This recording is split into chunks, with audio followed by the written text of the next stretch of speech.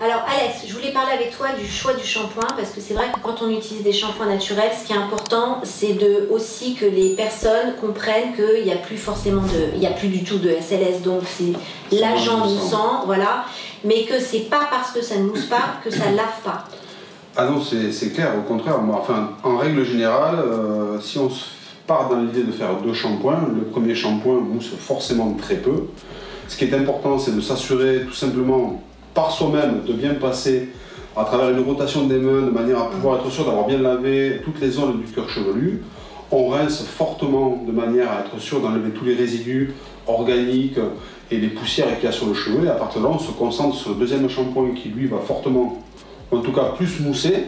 Et on continue par tout simplement se confirmer d'être bien passé, d'avoir passé les mains partout, pour être sûr d'avoir le cuir chevelu propre et le cheveu propre. Parce qu'un shampoing, ça ne lave pas que le cuir chevelu, ça lave aussi le cheveu. Exactement, moi ce que je dis souvent, c'est que le premier lave et le deuxième traite. Exactement. Voilà. La petite astuce aussi, parce qu'il y a des femmes qui ont des cheveux très très longs, des cheveux très épais, et qui se disent, oh là là, il va falloir que j'utilise beaucoup de shampoing. Donc moi souvent je leur dis, lavez bien votre cuir chevelu. Et la mousse en fait va finir par laver les longueurs. Voilà. Exactement. Voilà. Bah, après, donc c'est ça qui est important. Après, il faut trouver aussi son protocole qui est quand même un peu personnel, mais en règle générale, un shampoing c'est quand même assez universel en termes de quantité, en termes aussi de bien frotter, il faut aussi bien rincer. Ouais. Et puis tout simplement le second shampoing, si on n'a pas la certitude d'avoir bien frotté, on peut créer un effet de mousse, bien laver le cuir chevelu et laisser la mousse finir par s'estomper petit à petit sur le cheveu et avoir un lavage avec douceur à travers la mousse en fait qui va vraiment venir glisser sur les longueurs. Voilà, exactement. Surtout pas frotter, non. Ça c'est pas bon du tout. Avant tout, pour moi, un beau cheveu, c'est un cheveu qui est sain et c'est un cheveu qui est propre. Oui, parce qu'après on emmagasine des masques et tout ça, mais le plus important, le shampoing ça peut paraître anodin mais ça l'est pas pour le coup. Pour moi le shampoing c'est ce qu'il y a de plus important. Voilà. Un cheveu qui est mal lavé, on ne contrôle pas tout simplement son brushing, on va avoir une perte de brillance, on va avoir un problème au niveau du démêlage, parce que ça commence aussi par ça. Ouais, un shampoing c'est fait en fait pour enlever tout ce qui est résidu qu'il y a sur le cheveu à travers les poussières, ça va déjà commencer un peu à démêler le cheveu, parce que ça permet tout simplement de préparer le cheveu à mieux recevoir les soins ou les masques. Exactement. Et la base c'est pareil, on compare ça souvent à la peau.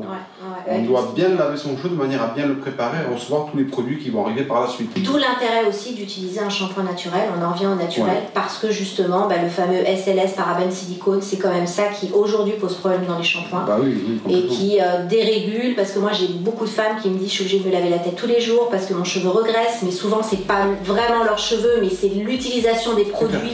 Un silicone, ça va en fait tout simplement se fixer en micro-couches et en microfilm de couches sur le cuir chevelu et sur le cheveu, ça va étouffer le cheveu et bizarrement le cheveu va moins répondre aux attentes du brushing, aux attentes de la brillance, aux attentes du démêlage. Alors ça peut être bien au début, une fois, et après c'est l'engrenage.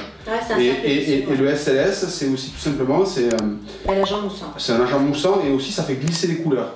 Donc si on a un cheveu coloré, ne pas utiliser en fait des SLS dans les shampoings, ça permet de fixer la couleur. C'est quelque chose qui doit être incorporé pour le fait d'utiliser des produits naturels aujourd'hui. Le shampoing naturel nous évite de trop nous laver les cheveux, nous évite en fait de trop déterger, donc de trop agresser le cuir chevelu, de trop agresser le cheveu. Et forcément, en fait, on voit sur le long terme en fait, une qualité du cheveu qui est vraiment... On optimise la qualité du cheveu. Et donc le cheveu est beaucoup plus réceptif en termes de coloration, en termes de coiffage, en termes sur l'effet naturel aussi, en termes de brillance. Et d'hydratation aussi naturelle du cheveu, parce que justement, nous on travaille avec de la kératine végétale, donc ça apporte déjà un confort et un gainage aux cheveux naturellement, et ça c'est hyper important. C'est aussi des shampoings qu'on peut utiliser pour les lissages et les extensions. Exactement. Donc ça c'est l'intérêt d'avoir un seul shampoing qui fonctionne pour...